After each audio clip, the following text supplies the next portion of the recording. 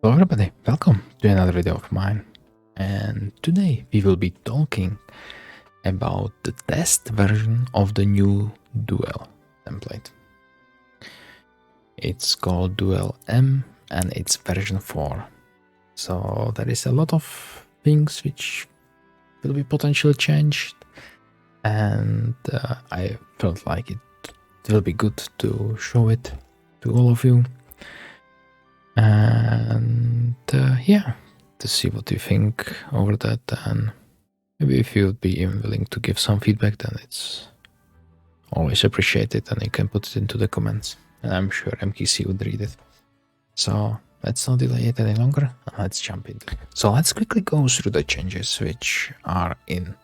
So there will be a lot of different heroes which will be played, so I will go through that a little bit later after I will talk about every town. Let's just quickly go with that now with the heroes. So heroes added Roland, Valeshka, Ivor, Nila, Torosar, Fatner, Ignatius, Gal, Girlfriend, Septina, Shakti, Gretchen, Tyrex, Draken, Vistan, Cassiopeia, Derek, Annabelle, Bidley. Heroes banned: Adelaide, so Castle Meta, Cuthbert, sure, Vidamina, Necrometa, Shiva, yeah, Stronghold, Rockhilt, Marist, Cult, Evacious. So the idea behind this is like to remove all these OP heroes which are making these factions really strong. So let's talk about that a little bit more later when we will be going through all single towns. For the artifacts, so the cornucopia was disassembled into components, so that means that's for major artifacts, which is fine, because finding cornucopia early, it's like almost like winning the game, right? And there is the Seal of Sunset, which is giving 10% of interference, which is like fine, maybe like for early fights, to get this -3 or 4 power for your opponents. Edit 2v2, so that's nice. We can have now FFA extra large or a huge size version, that's cool. Diplo nerf, so that's nice. Side bunkers increased to 100% joint, but now only neutral dragons can spawn as guard there. So that means the side bunkers in, you can get 100%, but only neutral dragons. So that means you cannot use it as power stack, right? Because you so many games where somebody deployed right 40 behemoths right in, and the other got something which was not deployable, or it was, let's say, garbage car. Frequency of black markets in the desert and side treasures increased to 60, so there will be more of them. That's sure. It can help you to look for the elixir, for power of the dragon father, etc. Grovar balance of dwellings, up to tier 7 dwellings are now categorized by tiers, and their numbers depends on that. Look for the tier list below. Let's go through the patch notes, and then we will take a look on these tier list. Bunker size is slightly increased. Added 2 off-road portals leading to the biome. Sure, let's see on the map after. Biome, all breaks has been removed, so that's interesting idea. Relics are kept at 1 max. That's fine, because it was RNG, right? One got some relic and the other did not, and this is fine. It would be interesting if they would be like guaranteed to spawn, like you'd know that you have always 1 relic somewhere. It would be something interesting. Frequency of tier 4 shrines is increased to 500. There is 5 max, so that means that wisdom is more. It's better now, right? Because you will have a lot of shrines, so 5, but they will be guaranteed. Box changes. All tier 5 boxes are limited to max. That's nice. Guaranteed Pandora boxes. Dungeon Beholders 4 times, Rampart Wars 4 times, Analyst 3 times, Tower Gargoyle 4 times, Stone Golems 3 times, Necro Walking that's 6 times. Vampire boxes are no longer guaranteed. Instead, they are now limited to 3 max, was 2. So you can have Necro game where you'll get vampires, and then some other where you will not get it, just because there will be no boxes. That's cool. Side treasures. Increase max value to 40k, so that means you can have more stuff at the Vanguard, so that's fine. Number of tier 7 units boxes is capped at 4 max. That's fine. Added to off-roads, portals leading to the desert. This is really cool, right? Because it makes you think that you are not that safe everywhere. Added to obelisks. So you can go for Grail if you want. Side bunkers. So as already said, the guards inside the bunker are now neutral faction only. And they join 100% for gold. So it's like you can get fairies, you can get rust, you can get Aether, I think even. Aether most likely not, because it does not have enough value. Added underground cartographer. Reveals only underground areas for 10k gold, that's fine. Bunker towns now mirrors the town of zone above. So that means the side zone with the side bunker is the same down, which could technically lead even to some double building or something. But with these portals, it could be really risky, right, to do. So let's see how does it generate on the map. Desert. Number of tier 7 unit boxes is capped at 6 max. That's fine. I don't see any issue. Open rows with upgraded tier 7 creatures are disabled. This is best. I love this change. And would be really happy if it would stay in the final version. Because, you know, the first who got Black Dragon box, Golden Dragon box, was like he won the game, right? Because he could just rush with Airtome and type GG go next. So that's really cool. I like it. FFA version, template structure has changed to a lot more bunkers, so you can take a look at the map generation after. Yeah, and the conflicts has triple built down. And treasures can now generate this conflicts. So in FFA, you can see the treasure zone as conflicts. That's cool. 2v2 rolls.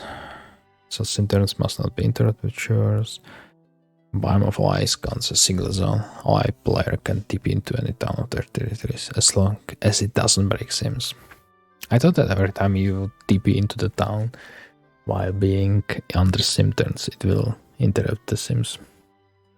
That's interesting. The Trinitas rendering is allowed until day of final battle 147. So this looks really cool. Maybe you'll play a few of these games.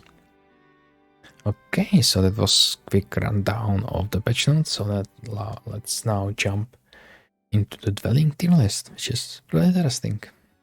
Alright, so let's take a look at the dwelling tier list, what MKC thinks over this.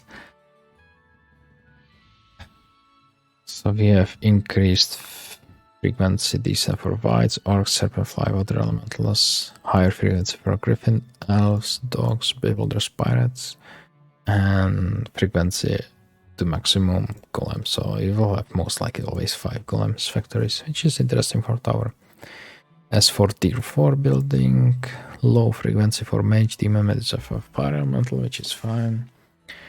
Higher frequency, 5 maximum of them, swords, 1 Pegasus, ogre, basilisk, stormbear. That's fine. This stormbear is good, right? You don't care about the rest. And the frequency of the vampire dwellings, remember there are no vampire, there could be no vampire boxes, right? So you will have 4 and they should always spawn in biome. Okay, so now we are looking at the maximum frequency of tier 5, so we have 8 lich dwellings.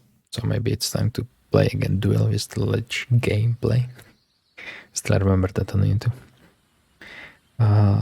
7 of dendroids, 6 monks, genie, pit fiend, elemental siege. That's like whatever, right? You don't care that much. And 8 tier is 5 minotaur, rock, gorgon, multi-elemental. So this is still 7. No, there was 6 or 5. I'm not sure now. So this is fine. So the maximum frequency again for tier 6, 7 of Black Knights, Manticores and Cyclops. Maybe now the Black Knights would be a little bit more feasible. Manticore, I don't think so you care about them. Cyclops is, no, I don't think so you care about that, right? B tier, 6 of them, Cavalier, Unicorn, Naga, Ifrit, Psychic Elemental. 8 tier, 5 Wyvern dwellings, okay. And S tier for Nyx dwellings. That's interesting. I don't remember that many games where the Cove gamer would go for Nyxes, but I guess they are good, right? Depends, I guess, versus which faction you are going. So tier 7. So we have 6 Hydras, so that should be the same as now. Then we have 5 Bone Dragons and 5 Green Dragons. Then we have 4 Devils and Fireburn. That's actually good for Inferno. Because they are actually not that bad. 3 Giants, 3 Red Dragons, 3 Sea Serpents. Giants are fine, understandable. Dragons as well. Maybe Sea Serpent could be into the B tier. And S tier is Angel and Behemoth, which makes sense. So there is 2 of them only. And on this was the main zone, your biome zone. Then we have the side treasure zones. So we have this means that it can be there. So this is the maximum number, but it does not guarantee it will be always there. And keep in mind that inside treasure you can now top a build the town. So actually it's can be even more powerful than your biome. And they are in the same tier, so 12 Hydra dwellings you can have. Yeah, that's huge. That's really interesting. And for the desert, you can see the tier 6. All except Nyxes are unlimited, but low frequency, so it actually depends. It can be every game. It will be different number of them. And for the frequency for tier 7, unlimited for Green Dragon, Devils, Bone Dragon, Hydra, Firebird, limited to 9 for Giant, Red Dragon, Sea Serpent, and 6 for Angel and Behemoths. This is nice. Yes, I'm actually not. This one is quite surprised. I know that Aspid is strong. Often somebody goes for them, right? Okay, so that was for the dwelling tier list, which is for the biome and for the side region and for the desert. So it looks quite interesting. So you can at least know what you should accept in the biome. So now let's jump into the map generation. And yeah, so let's do it right now. And now we are looking at the map generation, 1 versus 1. So you can see that bunker is a little bit bigger. So more RNG for the scrolls. You can have one here, and one here because it's bigger, right? And you have these 2 portals which are leading into your own biome. So it's like, maybe it's worth to check just to see if it's like close. But I wouldn't see it like something useful. It's maybe when it's next to the road, you can just go in and do a little bit of scouting, right? So the same goes for the opponent.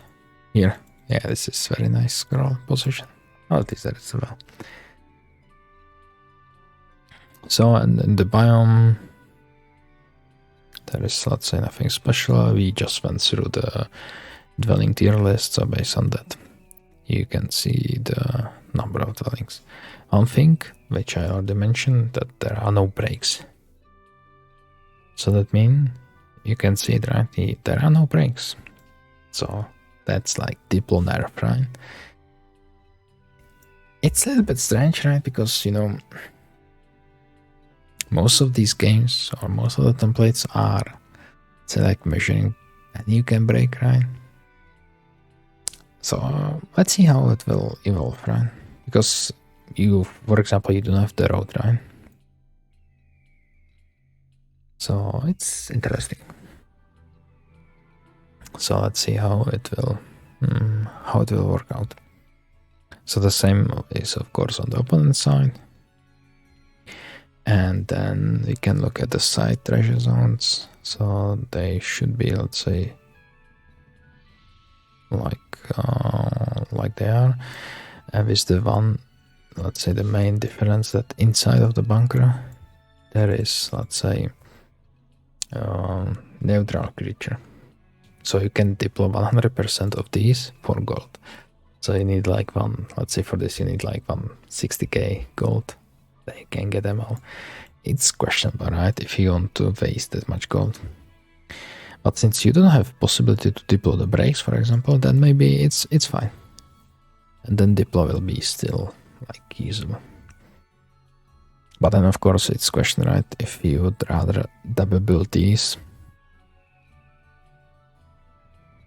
two towns because they are same. So you see castle and castle. So I'm sure we'll see that the side zones will be more important for the gameplay. And there are these two portals, right? I think I saw one here. Let me find it. Yes. And these portals are now leading randomly into the desert. So their position is actually super important. So there should be two in each zone, right? I think I saw one more. Let me find it again. There is another one. I do feel like there is another one. Let me see here in this zone. There is one portal. No, there are two. Okay, so there are two in each.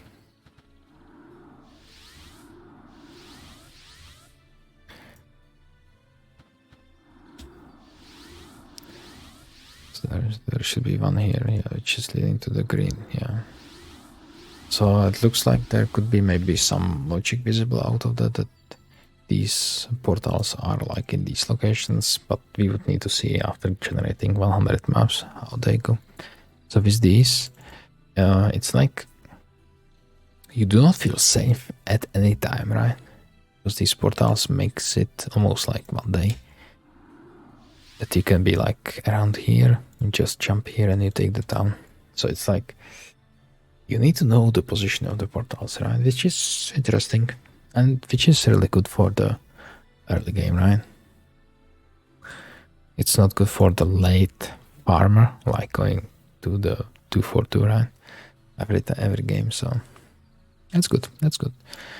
So yeah, this actually looks like interesting changes. All right, so let's take a quick look at 2v2 version just to see how it looks like, or 4-player version. So this is free-for-all duel version. It looks crazy. It actually looks crazy. So there is a bunch of the side zones, and you can see that, yeah, the layout is completely crazy. So there is like 4 side treasure zones. There are zones with the players, then the middle, of course. Yeah. Interesting. So why not, right? So it's not bad. Looks a little bit crazy like this on the map, but I'm sure it will be used, right? Because now if you'd like to play free-for-all, you have to go for Jebus Outcast. Don't do duel. So this is cool. This is cool. I like it. I like it. Alright, so now let's jump into the thing about the heroes, right? Because there is a lot of heroes removed. So let's just quickly go through the towns and actually the heroes which will be most likely used as a starting heroes. So for Castle, Adelaida is gone. So that means the best caster hero for them is gone. There is still a Caitlyn, so maybe Caitlyn would be still usable. Or if you want the fighters like Katarine or Sorsha are decent. I would not suggest to go for Valeshka just because the archer is like that skill. Because, yeah, then we would go for Orin, right? So Castle is interesting. And most likely we'll just see only Caitlyn, but maybe we'll see some fighters. Let's see what the changes could bring. For Rampart, it's Ares all the way. Like, just go Ares. You know, Ivor is fine for early, but then you can go Genova, right? And technically it's that even better than Ivor.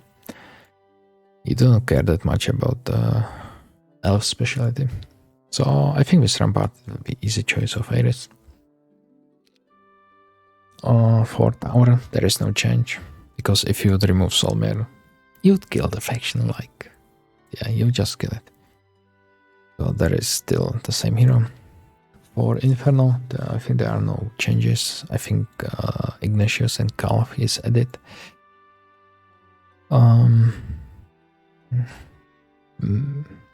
I still think the Marios or Namus is good to go. You can go Fiona, of course. Maybe you could go Ignatius if you would go, you know, with the interference ring. Maybe you could do some early rush with the intention to decrease the spell power. So maybe some fun match could be possible.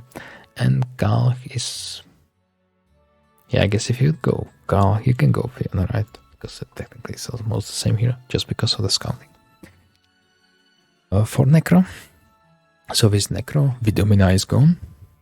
So that was like the most starting hero which was ever used. And Galfram is back. There is Septina, not sure why, maybe because of the 2v2, where you could use her as a scholar. So in Necro, now you can go Galfran actually, just focus on the skeletons and get a big power stack of them. You can get some good bonuses for them. Or you can go Tamika because there is a lot of Black Knight's dwellings, so it will be as well feasible. Or you could go Aisling and just spawn the Meteor Shower all the way, so there are still the options. For Dungeon, we have Shakti added in.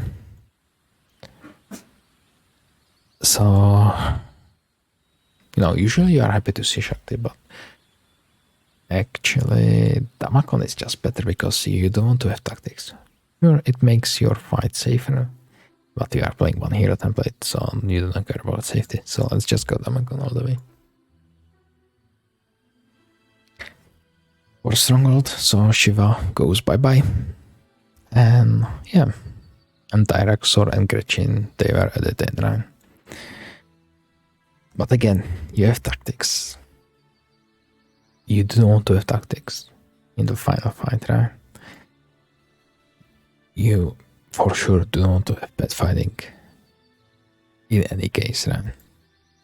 So it's like here, Stronghold will take a hit, maybe even bigger hit than Necropolis. So it will be very interesting. So I guess you can go Tyrax, or you can go Jabarkavas even, or you can go Sauruk. Just go boring way, deal 0 damage, have interference, learn water magic, yeah. Most likely the mages will take over the Stronghold. As you said, we all love Shiva. For Fortress, so the Broghild is gone, and there is the Draken. And I think it was Wistan added.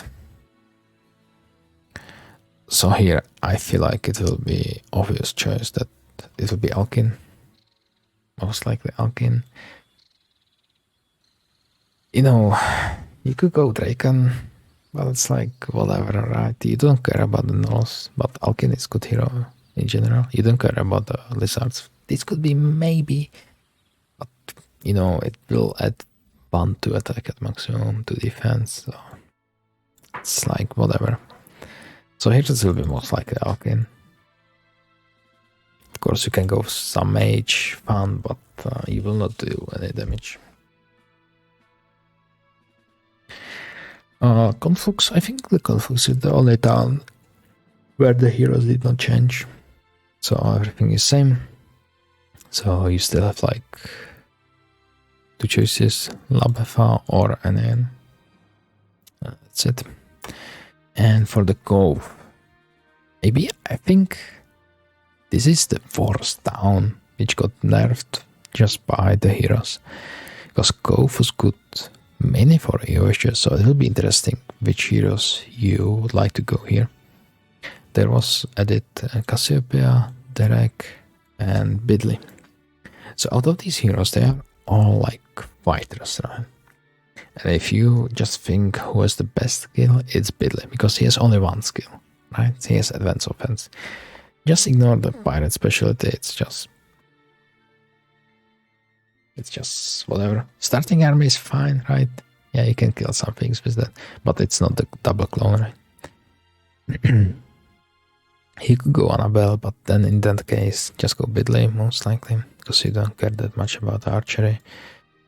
Derek, no, just go Bidley, right? Because you don't have leadership, most likely, in your final fight. And from mages, there is actually no choice. You could go Andal for slow, but you have Pathfinding, you have Wisdom, you have 2 death skills, and yeah. So the Cove is definitely one of the towns which took a heavy hit by removing your wishes. Okay, so that's for the starting heroes. So let's jump now to short summary and let's do the outro. So, what do you think about these changes? How do you feel about them? Let me know below the comments. I'm sure MKC will read it as well, so maybe you could change the flow because it's just test version 4, so there will be most likely more updates in future. So let's just do quick summary, right? So the issues with the current version L deploys to essential. Side bunkers deploys can give overpowered stacks. Yeah, we all know that, we know that, right? Meta heroes need alternatives or removal.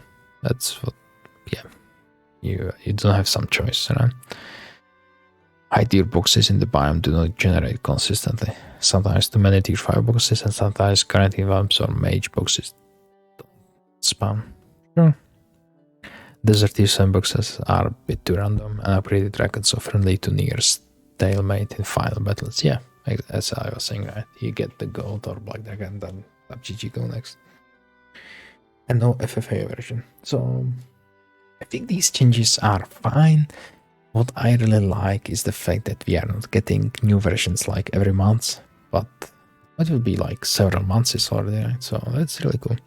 So I feel like if you get like new version of Duel like once per 6 months, it will be completely fine. And people will be happy. Even with some huge changes. So yeah, looks definitely interesting, looks good. And I will be playing for sure some test versions in the future. So yeah, so that was it. So thank you for watching, it was a pleasure, like always.